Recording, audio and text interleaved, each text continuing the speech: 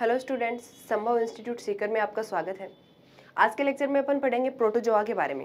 Protozoa के जो general characteristics होते हैं, ठीक है, उन सब के बारे में पढ़ेंगे। उसका जो सब क्लास का जो पूरा क्लासिफिकेशन होता है उसका, वो सारी चीज़ें अपन आज के लेक्चर में पढ़ेंगे, ठीक है। तो आज का अपना टॉपिक होगा प्रोटोजोआ। लेकिन प्रोटोजोआ पढ़ने से पहले अगर अपन बात करें एनिमल किंगडम की, कि जो एनिमल किंगडम है, प्राणी जगत है, उसको कई संघों में क्या किया गया है, वर्गीकृत किया गया है, ठीक है। अब वो कौन कौन से संघों में उनको वर्गीकृत किया गया है उसके बारे में बात करते हैं, ठीक है। सभी फाइलम का आप लोगों को पता होना चाहिए पहले कि कौन जो एनिमल किंगडम में है कि कौन कौन से फाइलम है, ठीक है। ये सारी चीज़ें आप लोगों को पता होनी चाहिए। उसके अलावा ये जो फाइलम है, इनका वर्गीकरण जो है वो किस आधार पर किया गया है ये भी पता होना चाहिए। तो सबसे पहले अपन देख लेते हैं कि कौन जो एनिमल किंगडम है उसको कितने फाइलम में विभाजित किया गया है, कितने फाइलम में वर्गीकृत किया गया है और उनके वर्गीकरण का जो आधार है वो क्या है। क्योंकि अगर अपन एनिमल किंगडम के बारे में पढ़ रहे हैं, प्रोटोजोआ के बारे में पढ़ रहे हैं, फिर देन पोरीफेरा के बारे में पढ़ेंगे, सिलेंट्रेटा के बारे में पढ़ेंगे, इन सब के बारे में अपन पूरा पढ़ेंगे, ठीक है। तो आप लोगों को पहले पता होना चाहिए कि ये क्या है, ये एनिमल किंगडम के फाइलम है और इनको वर्गीकृत किया गया है। तो कौन से आधार लेके, कौन से बेसिस पर इनको क्या किया गया है, वर्गीकृत किया गया है, ठीक है। तो ऐसे अगर आप पहले इनके वर्गीकरण के आधार देख लोगे तो आपके जनरल कैरेक्टरिस्टिक्स में कुछ पॉइंट जो है वो इधर से अपने आप ही बन जाएंगे, ठीक है। क्योंकि अगर आप इनका आधार देख लेते हो कि कौन से, मतलब ये असम्मित है, मतलब जो कौन कौन से फाइलम जो है वो असम्मित है, कौन कौन से जो है द्विपार्श्व सम्मित है, कौन से अर्य सम्मित है, ठीक है। इस प्रकार से कुछ पॉइंट जो है, कुछ जनरल कैरेक्टरिस्टिक्स जो है वो आपको पहले से ही, जब आप इनका बेसिस पढ़ोगे, इनके वर्गीकरण का आधार पढ़ोगे, तभी आप लोगों को क्लियर हो जाएगा। और ये जरूरी भी है क्योंकि आपको पता होना चाहिए अगर एनिमल किंगडम का वर्गीकरण किया जा रहा है, किया है, मतलब फाइलम में विभाजित किया है, तो सारे फाइलम का पता होना चाहिए पहले आप लोगों को। फिर ये जो फाइलम का जो वर्गीकरण किया है उसका आधार क्या है ये भी पता होना चाहिए। तो पहले ये बात कर लेते हैं, ठीक है। अगर अपन एनिमल किंगडम की बात करते हैं,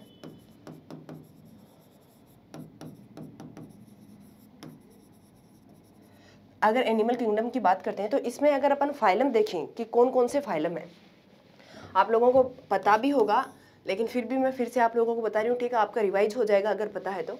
सबसे पहला फाइलम आता है पोरीफेरा, देन सेकंड आता है सिलेंट्रेटा, सिलेंट्रेटा के बाद में थर्ड कौन सा आता है, टीनोफोरा, टीनोफोरा के बाद में प्लेटीहेल्मिन्थेस,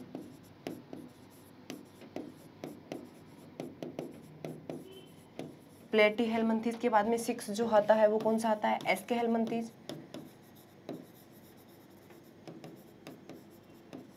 एस्केहेल्मिन्थेस के बाद में एनेलिडा,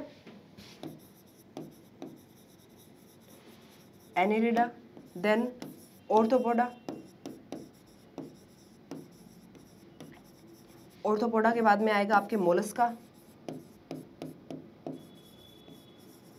मोलस्का के बाद में इकाइनोडर्मेटा,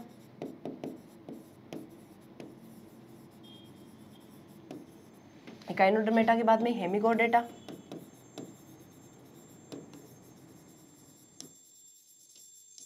और सबसे लास्ट में अपना आ जाएगा कोडेटा।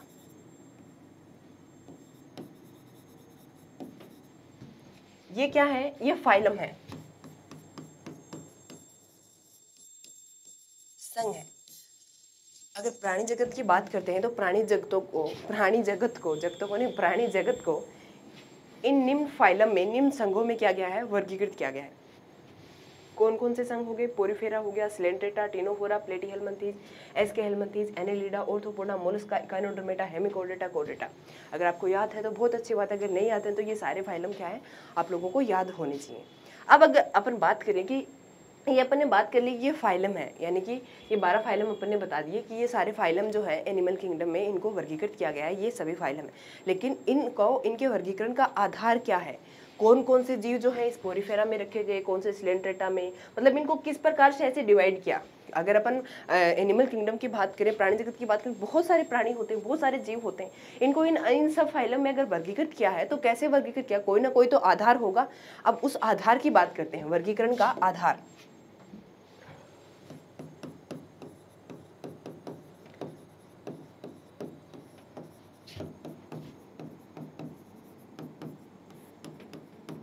वर्गीकरण का आधार सबसे पहला जो वर्गीकरण का आधार है वो होगा लेवल ऑफ ऑर्गेनाइजेशन।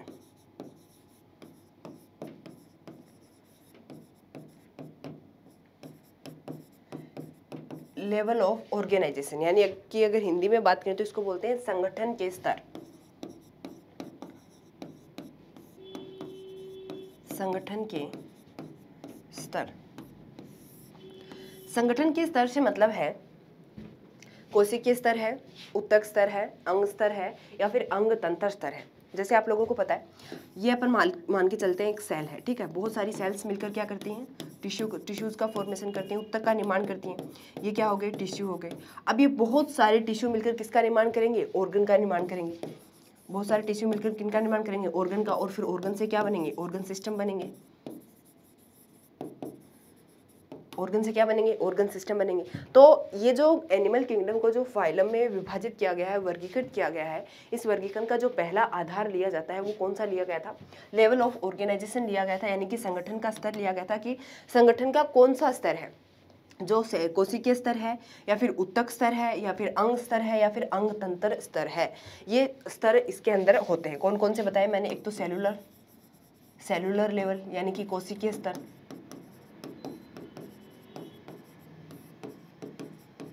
दूसरा मैंने बताया टिश्यू लेवल, ऊतक स्तर, थर्ड मैंने बताया ऑर्गन, अंग स्तर, ऑर्गन लेवल, ठीक है। फोर्थ मैंने बताया ऑर्गन सिस्टम, अंग तंत्र स्तर। ये लेवल ऑफ ऑर्गेनाइजेशन के कितने स्तर हैं, 4 स्तर। या तो कोशिकीय हो गया या ऊतक स्तर हो गया, अंग हो गया या फिर कौन सा होगा, अंग तंत्र स्तर होगा, ठीक है। अगर अपन कोशिकीय स्तर की बात करें या फिर ऊतक स्तर की बात करें तो अलग अलग जो फाइलम है वो अलग अलग होते हैं। जैसे अगर अपन स्टार्टिंग की फिर से अगर अपन फाइलम के ऊपर जाएं अपने, तो ये जो पोरीफेरा होता है ये कौन सा होता है, कोशिकीय स्तर का होता है, ठीक है। देन फिर आगे ये जो होते हैं ये कौन से स्तर के होते हैं, ऊतक स्तर के होते हैं। फिर यहाँ पे एनेलिडा से बात करें, यहाँ से अंग तंत्र स्टार्ट हो जाता है।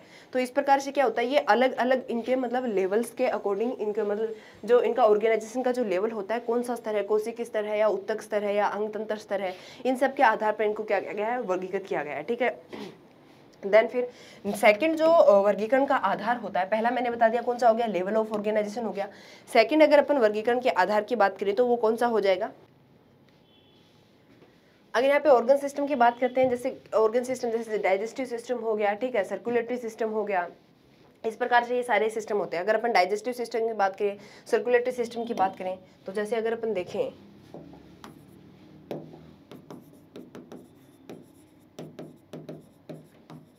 डाइजेस्टिव सिस्टम, तो डाइजेस्टिव सिस्टम को भी अपन क्या बोल सकते हैं, एक तो कंप्लीट डाइजेस्टिव सिस्टम और एक कौन सा होता है, incomplete digestive system. Complete digestive system का मतलब क्या हो गया, कंप्लीट डाइजेस्टिव सिस्टम का मतलब हो गया कि पूर्ण आहार नाल पाया जाना, यानी कि मुख और गुदा जो है वो अलग अलग पाया जाना, ठीक है। और इनकम्प्लीट में क्या होता है, मुख और गुदा का जो होता है वो एक ही छिद्र होता है, मुख और गुदा एक ही छिद्र द्वारा खुलते हैं, ठीक है। तो ये होता है इनकम्प्लीट डाइजेस्टिव सिस्टम और ये हो गया इनकम्प्लीट डाइजेस्टिव सिस्टम, ठीक है। इसी प्रकार से अपन बात करते हैं सर्कुलेटरी सिस्टम की। सर्कुलेटरी सिस्टम भी आप लोगों को पता है 2 तरीके का होता है। एक तो अपन बोलते हैं क्लोज सर्कुलेटरी सिस्टम और दूसरा कौन सा बोलते हैं, ओपन सर्कुलेटरी सिस्टम। जो क्लोज सर्कुलेटरी सिस्टम होता है उसमें आप लोगों को पता है कि जो ब्लड जो होता है वो आर्टरीज के थ्रू, मतलब धमनी, सिराएं, इनके थ्रू क्या होता है, बहता है। पूरे जो ऑर्गन होते हैं उनके पास इन सब के आर्टरीज के थ्रू जाता है, ठीक है। यानी कि ब्लड जो होता है वो बंद नलिकाओं में बहता है। वहीं अगर ओपन सर्कुलेटरी सिस्टम की बात करें तो इनमें जो आर्टरीज, धमनी वगैरह जो होती हैं ये नहीं होती हैं। ऑर्गन्स जो होते हैं वो ब्लड में क्या होते हैं, सीधे डूबे हुए रहते हैं और फिर उनसे क्या करते हैं, ब्लड जो है वो लेते हैं। इस प्रकार से सर्कुलेटरी सिस्टम की भी अगर अपन बात करें तो क्लोज सर्कुलेटरी सिस्टम हो गया, ओपन सर्कुलेटरी सिस्टम हो गया। तो एक लेवल तो अपन ने बात कर लिया कि कौन सा हो गया, लेवल ऑफ ऑर्गेनाइजेशन हो गया। अगर अपन दूसरे आधार की अगर बात करें तो दूसरा आधार हो जाएगा आपके समिति, यानी कि सिमेट्री।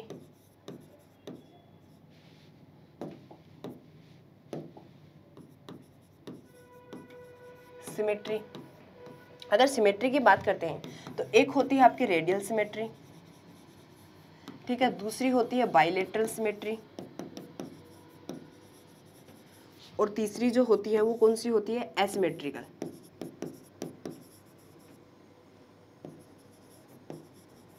एक होगी एसिमेट्री यानी कि अरीय सममिति,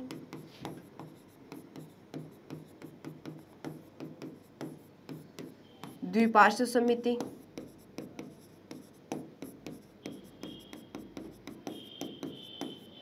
अरीय समिति, द्विपार्श्व समिति, और ये कौन से हो गए, असमित। ये कौन से प्राणी हो गए, असमित प्राणी हो गए। ठीक है, अगर अपन बात करें अरीय समिति कौन सी होती है, भाई अपन बात कर रहे हैं कि मतलब जो एनिमल्स हैं उनको समिति के आधार पर वर्गीकृत किया गया, तो ये भी तो पता होना चाहिए कि अरीय समिति कौन सी होती है, द्विपार्श्व समिति कौन सी होती है। ठीक है, अगर अरीय समिति की बात करते हैं तो अरीय समिति का मतलब होता है किसी भी प्राणी को एक अक्ष से काटने पर अगर वो दो बराबर भागों में विभाजित होता है तो वो कौन सी होती है, अरीय समिति। जैसे अगर अपन ये मान के चलते हैं कोई प्राणी है, सॉरी गलत बोल दिया, मैंने गलत बोला, मैंने द्विपार्श्व समिति बता दी। अरीय समिति होता है किसी भी प्राणी को, मतलब कोई अगर एक प्राणी है, अगर अपन उसकी समिति पता करना चाहते हैं तो अगर उसको किसी भी अक्ष से काटें तो वो अगर वो समान बराबर भागों में विभाजित होता है तो वो कौन सी होती है, अरीय समिति होती है। जैसे ये मान लो एक प्राणी है, अगर अपन इसको इस साइड से काटते हैं तो इसके बराबर भाग हो रहे हैं, अगर अपन को ऐसे इसको ऐसे काट रहे हैं तो भी बराबर भाग हो रहे हैं, उसी प्रकार से अगर अपन इसको ऐसे काट रहे हैं तो भी इसके बराबर भाग हो रहे हैं, या फिर अगर अपन इसको ऐसे काटें तो भी इसके दो बराबर भाग हो रहे हैं। कहने का मतलब हो गया अरीय समिति कौन सी होती है, किसी प्राणी को कोई भी अक्ष से काटो, किसी भी अक्ष से काटने पर अगर उसके दो बराबर भाग हो रहे हैं तो वो कौन सी समिति होती है, वो होती है अरीय समिति। ठीक है, अरीय समिति का पता चला। अभी जो अरीय समिति होती है ये किस में पाई जाती है, अरीय समिति होती है वो सिलेंट्रेटा में पाई जाती है, टिनोफोरा में पाई जाती है। ठीक है, यानी कि सिलेंट्रेटा और टिनोफोरा के अंतर्गत जो भी प्राणी आते हैं उनको किसी भी अक्ष से अगर अपन काटेंगे तो वो बराबर भागों में विभाजित होंगे। ठीक है, ये हो गया अरीय समिति।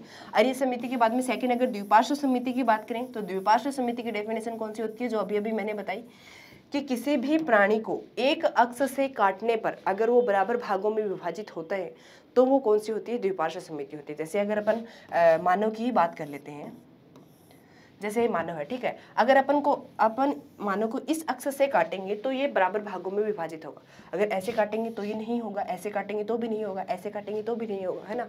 तो द्विपार्श्व समिति का मतलब है किसी भी प्राणी को एक अक्ष से काटने पर, कोई भी वो एक एक्स का एंगल जो है वो कोई भी हो सकता है, एक अक्ष से काटने पर अगर वो बराबर समान भागों में विभाजित होता है तो वो कौन सी होती है, द्विपार्श्व समिति होती है। ये होगी द्विपार्श्व समिति। द्विपार्श्व समिति जो होती है वो प्लेटीहेल्मिंथेस से लेकर सब में कौन सी समिति पाई जाती है, द्विपार्श्व समिति ही पाई जाती है। फिर अगर अपन असमित प्राणी की बात करते हैं, यानी कि किसी भी अक्ष से काटने पर वो बराबर भागों में विभाजित नहीं होता है, यानी कि प्राणी की स्ट्रक्चर मान लो कुछ ऐसी सी है कि उसको किसी भी अक्ष से काटो वो बराबर भागों में विभाजित नहीं होगा, तो वो कौन से प्राणी होते हैं, वो असमित प्राणी होते हैं, जैसे प्रोटोजोआ हो गया। ठीक है, तो ये समझ में आ गया कि असमित क्या होते हैं, अरीय समिति क्या होती है, द्विपार्श्व समिति क्या होती है। ये भी मैंने बता दिया कि कौन से संघ में कौन सी समिति पाई जाती है। अरीय समिति का मैंने बताया सिलेंट्रेटा और टिनोफोरा में पाई जाती है। बाइलेटरल सिमेट्री की अगर बात करें प्लेटीहेल्मिंथेस से लेकर आगे कौन सी सिमेट्री पाई जाती है, बाइलेटरल सिमेट्री पाई जाती है। ठीक है, ये समिति के दूसरा आधार जो हो गया वो कौन सा हो गया, समिति हो गया। अगर तीसरे आधार की बात करते हैं तो तीसरा आधार कौन सा हो जाता है, समिति के बाद में अगर तीसरे आधार की बात करते हैं तो वो कौन सी आ जाएगी, परगुहा आ जाएगी। यानी कि प्राणी जो है वो सिलोमेट है, एसिलोमेट है या सीडोसिलोमेट है, सिलोमेट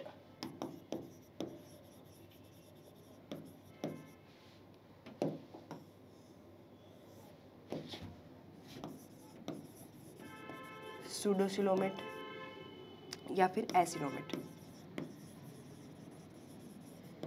कहने का मतलब हो गया, इसका मतलब हो गया परगुही प्राणी, इसका मतलब हो गया कूटगुही प्राणी, और इसका मतलब हो गया अगुहीय प्राणी। ठीक है, सिलोमेट क्या होती है या फिर परगुहा की अगर बात करें, परगुहा क्या होती है, सिलोमेट होती है। जैसे अगर अपन ह्यूमन की बात करते हैं तो हमारी जो आहार नाल है, मतलब मुख से लेकर गुदा तक अपनी आहार नाल होती है। आहार नाल और जो स्किन होती है हमारे, मतलब अगर अपन मानव शरीर की अगर बात करते हैं, मान लो ये मानव शरीर होगा, ठीक है, यहाँ से अगर अपन आहार नाल की बात करते हैं तो ये आहार नाल और ये जो स्किन है इसके बीच की ये जो खाली जगह होती है ये क्या कहलाती है, सीलोम कहलाती है, परगुहा कहलाती है। ठीक है, तो इसी परगुहा की बात करें, अगर ये सीलोमेट मतलब अगर ये बीच में खाली जगह है, सीलोम है, तो वो कौन से हो जाएंगे, सीलोमेट हो जाएंगे, अगर नहीं है तो एसिलोमेट हो जाएंगे। ठीक है, और सूडोसिलोमेट किसे बोलते हैं, सूडोसिलोमेट का मतलब होता है कि जैसे यहाँ पे अगर अपन बात कर रहे हैं, ये हो गया कौन सा, एक्टोड्रम हो गया, ये अपन बात कर लेते हैं मेसोड्रम हो गया, और ये कौन सा हो गया, एंडोड्रम। बाहर वाली लेयर जो होती है वो कौन सी होती है, एक्टोड्रम होती है। बीच वाली लेयर जो होती है वो कौन सी होती है, मेसोड्रम होती है, और अंदर वाली जो होती है एंडोड्रम होती है। अब सूडोसिलोमेट कौन सी होती है, जो मेसोड्रम वाली लेयर है, अगर ये ऐसे टुकड़ों में हो, मेसोड्रम वाली लेयर ऐसे अगर टुकड़ों में हो तो वो कौन से होते हैं, सूडोसिलोमेट होते हैं। यानी कि कहने का मतलब हो गया कि जो गुहा बन रही है वो पूर्ण रूप से नहीं बन रही है। बीच में अगर अपन आहार नाल और स्किन के बीच में अगर गुहा की बात कर रहे हैं तो वो पूर्ण रूप से नहीं बन रही है। उसके बीच में मेसोड्रम्स के क्या है, मेसोड्रम जो लेयर है उसके छोटे छोटे टुकड़े हैं, वो टुकड़ों में विभाजित है, इसलिए उसको क्या बोला, कूट गुह्य बोला। और अगर ये सिलोमेट पूर्ण सिलोमेट होगा तो वो किस प्रकार से होगा, पूर्ण सिलोमेट में इस प्रकार से पूरी गुहा का क्या होगा, फॉर्मेशन होगा। ये इस प्रकार से पूरी गुहा जो है वो बन जाएगी। ठीक है, ये बीच में आहार नाल हो गई और ये इस प्रकार से कंप्लीट जो गुहा का निर्माण हो जाएगा वो कौन से होते हैं, सिलोमेट प्राणी होते हैं। ठीक है, तो समझ में आया सिलोमेट कौन से होते हैं। अगर अपन बात करें एसिलोमेट प्राणियों की, ये जो एसिलोमेट होते हैं, जैसे प्लेटियल मंथिस जो होता है वो कैसे होते हैं, एसिलोमेट होते हैं। उस प्लेटियल मंथिस के पहले अगर अपन बात करें टिनोफोरा की, सिलेंट्रेटा की, पोरीफेरा की, सारे कैसे होते हैं, एसिलोमेट होते हैं। उसके बाद में एस्के हेलमिंथिस जो होता है वो कैसा होता है, सूडोसिलोमेट होता है। यानी कि उसके बीच में मेसोड्रम की ऐसे क्या पाए जाते हैं, टुकड़े पाए जाते हैं, पूर्ण रूप से उसमें गुहा नहीं प्रेजेंट होती है, इसलिए उसको क्या बोलते हैं, सूडोसिलोमेट बोलते हैं। एस्के हेलमिंथिस के बाद के जितने भी संघ होते हैं वो सारे कैसे होते हैं, सिलोमेट होते हैं, परगुहीय प्राणी होते हैं। ठीक है, तो तीसरा लेवल जो हो गया वो कौन सा हो गया, परगुहा हो गया। यानी कि प्राणी एसिलोमेट है, सूडोसिलोमेट है या फिर सिलोमेट है, इस आधार पर हो गया। ठीक है, फिर नेक्स्ट इसके बाद में अगर अगला स्तर की अगर बात करते हैं तो वो कौन से हो जाएगा, जर्म लेयर हो जाएगी। फोर्थ जो हो जाएगा वो कौन सा हो जाएगा, जर्म लेयर हो जाएगा।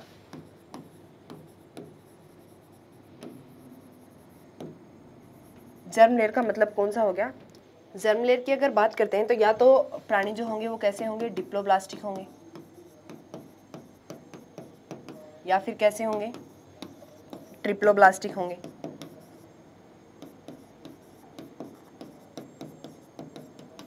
डिप्लोब्लास्टिक का मतलब क्या होता है, जिन प्राणियों के शरीर में, जैसे ये हो गई एक्टोड्रम और ये हो गई एंडोड्रम, बाहर वाली लेयर की 3 लेयर बना दी है तो मैंने,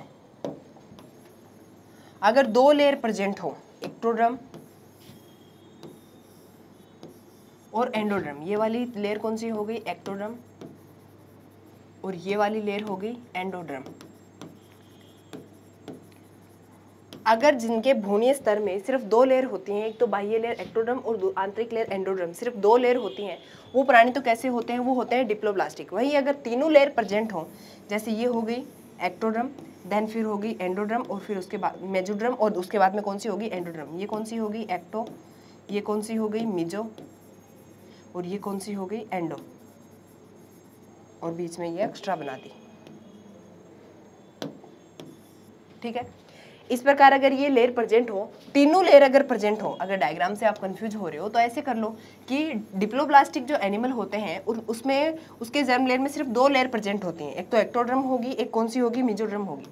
इसमें तो सिर्फ एक्टो और एंडो यही प्रेजेंट होंगे, और इसमें तीनों लेयर होंगी, एक्टोड्रम भी होगी, मेसोड्रम भी होगी, और तीसरी कौन सी है, एंडोड्रम भी होगी। इसमें कौन सी लेयर प्रेजेंट होंगी, इसमें तीनों लेयर प्रेजेंट होंगी, और इसमें कितनी लेयर होंगी, 2 लेयर प्रेजेंट होंगी। ठीक है, नेक्स्ट अगर आधार की बात करें तो कौन सा हो जाएगा, सेगमेंटेशन हो जाएगा। सेगमेंटेशन का मतलब क्या हो गया, खंडीभवन, यानी कि कौन कौन से प्राणियों का शरीर जो है वो खंडों में विभाजित है। जैसे अगर एनिलिडा की बात करें, ऑर्थोपोडा की बात करें, कॉर्डेटा की बात करें, इनका शरीर किस में विभाजित होता है, खंडों में विभाजित होता है। जैसे अगर अपन ऑर्थोपोडा की बात करें तो उनका शरीर जो होता है वो सिर में, धड़ में और उधर मतलब सिर में, मतलब नेक में, धड़ में, इस प्रकार से क्या होता है, विभाजित होता है। तो जिन प्राणियों का शरीर जो होता है खंडों में विभाजित होता है वो कैसे होते हैं, सेगमेंटेशन मतलब खंडीभवन, उनमें खंडीभवन जो होता है वो प्रेजेंट होता है, और जिनमें खंड नहीं पाए जाते हैं वो अखंड युक्त होते हैं, यानी कि उनमें खंड जो होते हैं वो प्रेजेंट नहीं होते।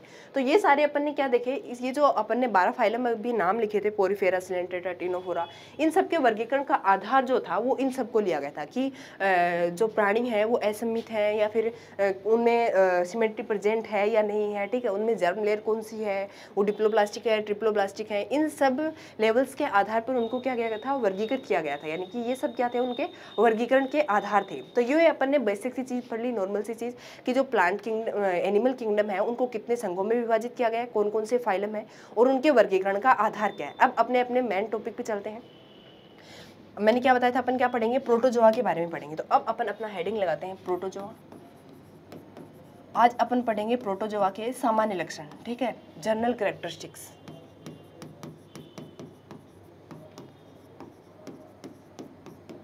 प्रोटोजोआ के सामान्य लक्षण। सबसे पहले अगर अपन प्रोटोजोआ की बात करें तो जो प्रोटोजोआ के अंतर्गत जो सदस्य आते हैं, जो प्राणी आते हैं, उनका जो अध्ययन होता है, उनका अध्ययन करना क्या कहलाता है, प्रोटोलॉजी कहलाता है। तो सबसे पहले प्रोटो संघ के जंतुओं का अध्ययन प्रोटोलॉजी कहलाता है। प्रोटोजोआ संघ के सदस्यों का अध्ययन क्या कहलाता है, प्रोटोलॉजी कहलाता है।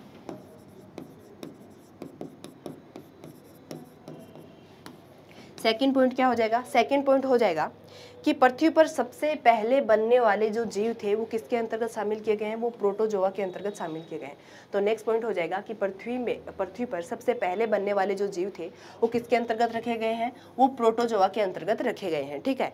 नेक्स्ट अगर अपन इसके जनरल कैरेक्टरिस्टिक्स की बात करते हैं तो इस संघ में ऐसे प्रथम जंतुओं को शामिल किया जाता है जिनका पूर्ण शरीर जो होता है वो यूकैरियोटिक कोशिकाओं का बना होता है, यानी कि प्रोकैरियोटिक जो प्रोटोजोआ है वो सारे कैसे हैं, यूकैरियोटिक हैं।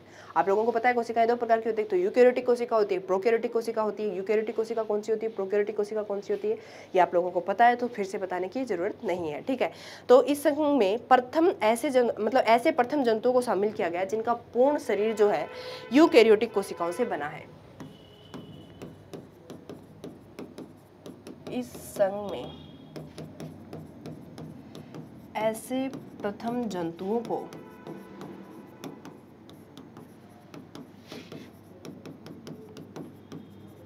शामिल किया गया है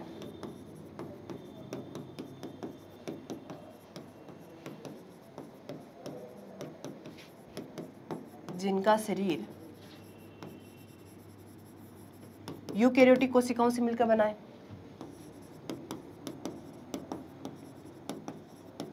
यूकैरियोटिक कोशिकाओं से बना है,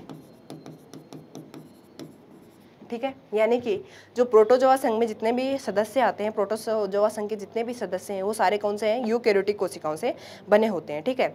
इनका एक कोशिकीय जो जीव होता है वो भी बहुकोशिकीय की तरह सारे काम करता है। ये कैसे होते हैं, एक कोशिकीय होते हैं, लेकिन जो एक कोशिकीय होते हैं वो भी बहुकोशिकीय की तरह ही क्या करते हैं, सारे काम करते हैं, ठीक है। तो नेक्स्ट पॉइंट को क्या हो जाएगा, इसका एक कोशिकीय जीव बहुकोशिकीय के समान सभी जैविक क्रियाएं करता है। इस संघ का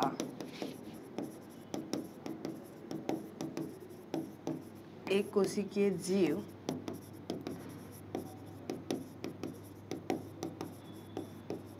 बहुकोशिकीय जीव के समान सभी जैविक क्रियाएं करता है।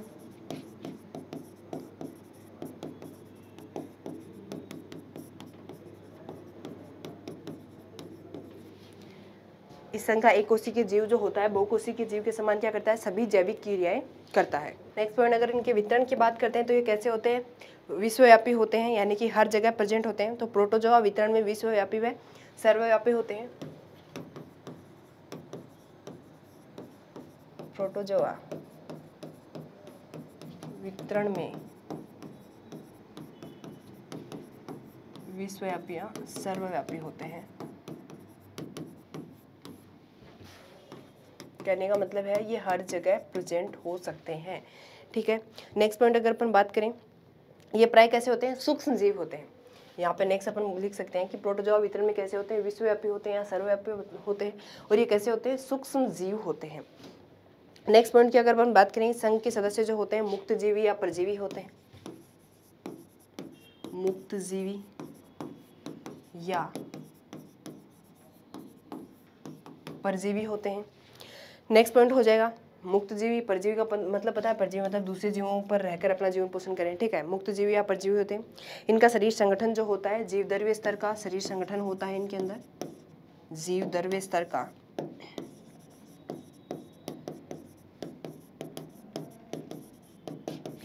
शरीर संगठन होता है।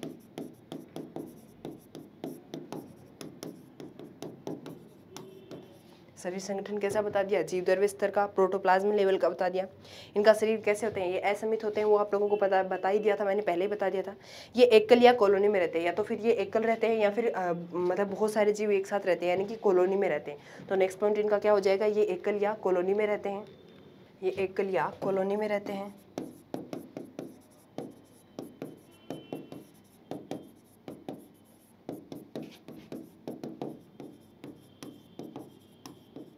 नेक्स्ट पॉइंट हो जाएगा, इनमें कई प्रकार के गमनांक प्रेजेंट होते हैं।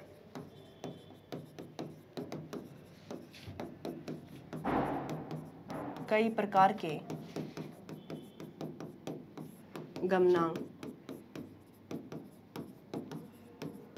पाए जाते हैं। जैसे अगर अपन बात करें, जैसे स्यूडोपोडिया हो गया,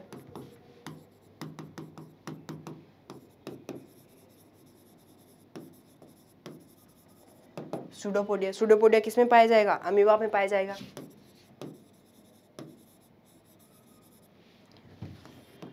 स्यूडोपोडिया किसमें हो गया, अमीबा में हो गया। जैसे फ्लैजिला हो गया, किसमें मिलेगा, यूग्लिना में मिलेगा। फ्लैजिला किसमें मिलेगा, यूग्लिना में मिलेगा। उसके बाद में अगर सीलिया की बात करते हैं, सीलिया किसमें मिलेंगे, पैरामीशियम में मिलेंगे।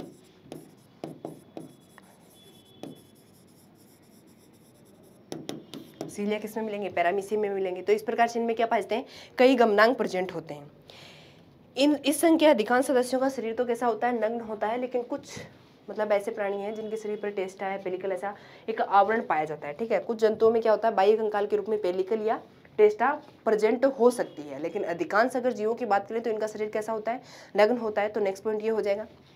फिर उसके बाद में अगर बात करें, ये अलवणीय जल में पाए जाने वाले, मैंने बताया कि ये जो प्रोटोजोआ संघ के सदस्य हैं वो क्या होते हैं, सर्वव्यापी होते हैं, यानी कि कहीं भी प्रेजेंट हो सकते हैं। लवणीय जल में भी हो सकते हैं, अलवणीय जल में भी हो सकते हैं, ठीक है। अगर अपन बात करें अलवणीय जल में पाए जाने वाले जो प्रोटोजोआ संघ के जो सदस्य होते हैं, उनमें क्या होता है, जल संतुलन के लिए, प्रासनी संतुलन के लिए उनमें क्या पाई जाती है, संकुचनशील रिक्तिका प्रेजेंट होती है, ठीक है। तो यहाँ पे एक पॉइंट अपन लिख सकते हैं यहाँ पे कि इनमें क्या प्रेजेंट हो सकती है, संकुचनशील रिक्तिका जो होती है वो प्रेजेंट हो सकती है। वो संकुचनशील रिक्तिका एक या एक से ज्यादा भी प्रेजेंट हो सकती है। जो किसके लिए होती है, प्रासनी संतुलन के लिए या फिर जल संतुलन के लिए प्रेजेंट होती है। जैसे अगर अपन अमीबा पे बात करें तो अमीबा में कितनी संकुचनशील रिक्तिका होगी, अमीबा में एक संकुचनशील रिक्तिका होगी, ठीक है। वहीं अगर पैरामीशियम की बात करते हैं तो इसमें 2 संकुचनशील रिक्तिकाएं होती हैं। तो कहने का मतलब ये हो गया कि जो अम्लवणीय जल में पाए जाने वाले जो प्रोटोजोआ संघ के सदस्य होते हैं उनके अंदर जल संतुलन के लिए या प्रासनी संतुलन के लिए उनमें क्या पाई जाती हैं, उनके अंदर संकुचनशील रिक्तिकाएं प्रेजेंट होती हैं। और वो जो संकुचनशील रिक्तिकाएं होती है वो एक या एक से अधिक हो सकती है। जैसे अमीबा के अंदर 1 प्रेजेंट होती है, पैरामीशियम के अंदर कितनी प्रेजेंट होती है, 2 प्रेजेंट होती हैं, ठीक है। फिर नेक्स्ट पॉइंट अगर अपन बात करें, श्वसन व उत्सर्जन जो होता है इनमें शरीर की सामान्य सतह द्वारा होता है। कौन सी विधि द्वारा होगा, विसरण विधि द्वारा होगा। तो नेक्स्ट पॉइंट हो जाएगा, श्वसन व उत्सर्जन शरीर के सामान्य सतह से विसरण विधि द्वारा होता है। श्वसन व उत्सर्जन शरीर की सामान्य सतह से विसरण विधि द्वारा होता है।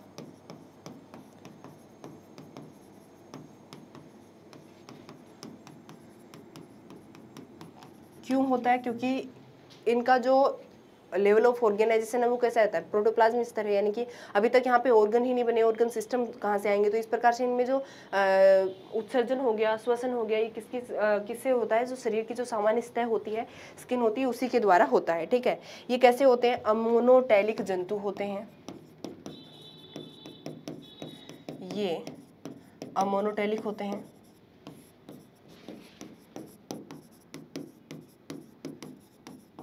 कैसे जंतु होते हैं, अमोनोटेलिक जंतु होते हैं।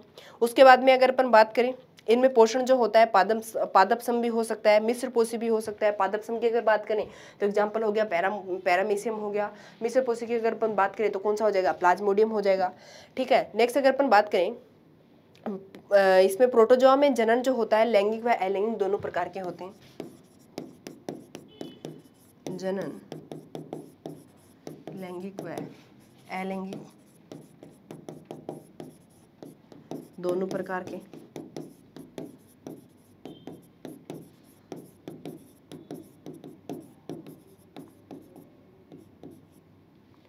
जनन जो होता है इसमें लैंगिक और अलैंगिक दोनों प्रकार के होते हैं, ठीक है। पाचन जो होता है वो कैसा होता है, अंतःकोशिकीय प्रकार का होता है। एक होता है बाह्य कोशिकीय पाचन, एक होता है अंतःकोशिकीय पाचन, ठीक है। इनमें पाचन जो होता है अंतःकोशिकीय प्रकार का होता है और किसमें संपन्न होता है, खाद्य रिक्तिकाओं में संपन्न होता है। पाचन अंतःकोशिकीय प्रकार का होता है, या फिर अपन ऐसे लिख सकते हैं पाचन जो होता है वो कौन सा होता है, अंतःकोशिकीय होता है। पाचन अंतःकोशिकीय होता है जो खाद्य रिक्तिकाओं में संपन्न होता है। कहाँ संपन्न होता है, खाद्य रिक्तिकाओं में संपन्न होता है, ठीक है। तो पाचन का बता दिए कि कौन सा होता है, अंतःकोशिकीय पाचन होता है। फिर अगर अपन बात करें, अपन ने बताया कि इनमें क्या होता है, लैंगिक और अलैंगिक दोनों प्रकार के जनन हो सकते हैं। जनन लैंगिक व अलैंगिक दोनों प्रकार के होते हैं। इसमें अगर अलैंगिक जनन की बात करते हैं तो इसमें द्विविखंडन बहुविखंडन विधि द्वारा होता है, ठीक है। अपन ने बात करी कि इनमें क्या होता है, लैंगिक व अलैंगिक दोनों प्रकार का जनन प्रेजेंट होता है। अगर अलैंगिक जनन की बात करते हैं तो अलैंगिक जनन इसमें द्विविखंडन विधि द्वारा बहुविखंडन विधि द्वारा होता है। वहीं अगर लैंगिक जनन की बात करते हैं तो किसके द्वारा होता है, संयुग्मन के द्वारा होता है, ठीक है। फिर नेक्स्ट पॉइंट हो जाएगा, ये जो प्रोटोजोआ संघ के सदस्य होते हैं इनकी क्या नहीं होती है, प्राकृतिक मृत्यु नहीं होती है। इनकी प्राकृतिक मृत्यु नहीं होती है। ये आप लोगों को पता ही है, जैसे अमीबा है उनकी वो कभी मरता नहीं है, मतलब उसकी प्राकृतिक मृत्यु नहीं होती है, ठीक है। नेक्स्ट अगर अपन बात करें, इन जंतुओं में रीजनरेशन की क्षमता जो होती है अत्यधिक प्रेजेंट होती है। इस संघ के जंतुओं में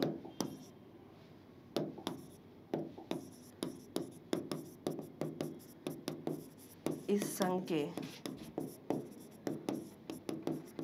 जंतुओं में रीजनरेशन यानी कि पुनरुद्भवन की क्षमता, रीजनरेशन की क्षमता अत्यधिक प्रेजेंट होती है, अत्यधिक पाई जाती है। तो ये अपन ने प्रोटोजोआ के सामान्य जो लक्षण थे उनके बारे में बात कर ली। नेक्स्ट लेक्चर में अपन देखेंगे कि जो प्रोटोजोआ का वर्गीकरण है वो किस प्रकार से किया गया है, उसके बारे में बात करेंगे, ठीक है। तो आज अपन ने जो पढ़ा एक बार उसको रिवाइज कर लेते हैं। सबसे पहले अपन ने देखा कि जो एनिमल किंगडम है उसको कितने फाइलम में क्या किया गया था, विभाजित किया गया था। फिर अपन ने उसके वर्गीकरण का आधार देखा, जिसमें हो गया लेवल ऑफ ऑर्गेनाइजेशन हो गया, समिति होगी, समिति के बाद में सिलोमेट है, एसिलोमेट यानी कि परगुही हो गया, फिर जर्म लेयर हो गया और देन कौन सा हो गया, सेगमेंटेशन हो गया। ये सारी चीज़ें अपन ने देखी थी किसके अंदर, कि इनके वर्गीकरण का जो आधार है प्लांट किंगडम का वो देखा था। फिर अपन ने प्रोटोजोआ के सामान्य लक्षण देखे कि प्रोटोजोआ के संघ के सदस्य जो होते हैं उनके क्या क्या सामान्य लक्षण होते हैं, वो सारे अपन ने देखे, ठीक है। तो आज के लेक्चर में अपना प्रोटोजोआ जो सामान्य लक्षण है वो कंप्लीट होता है। मिलते हैं नेक्स्ट लेक्चर में। Thank you.